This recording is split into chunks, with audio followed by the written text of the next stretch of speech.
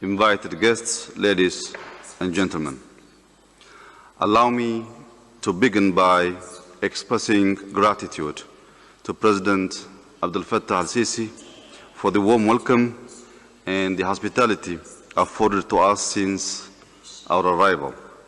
While my hope is that we all meet for such convenings to explore issues of growth and mutual development by changing the circumstances that bring us so often together, we must nevertheless attend to the growing crisis in our backyards.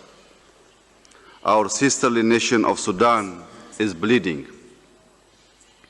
The moment in 2020 we had all celebrated, which signaled a new beginning for a democratic and a stable Sudan, has now vanished.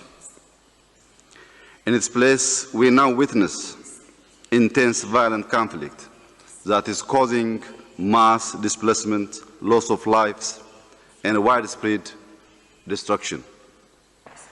It is not for lack of platforms and avenues of dialogue that this conflict persists, but for lack of foresight. My wish is to see a cogent authority at this moment in the sisterly nation of the Sudan. We must not allow the violence to continue in a state of perpetuity as this crisis no more remains contained within the borders of the country. The destabilizing effect of the Sudan crisis is being felt in neighboring countries, faced with waves of refugees fleeing the conflict.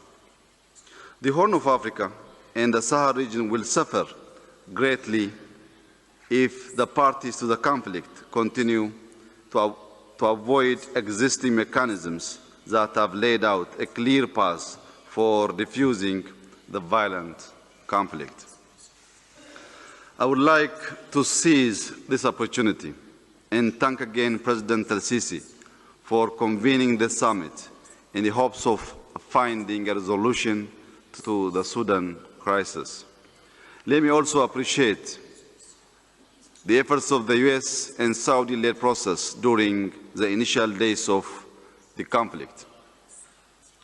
I would like to underline that such processes, including today's summit, need to align with the IGAD-led and African Union-supported existing initiative.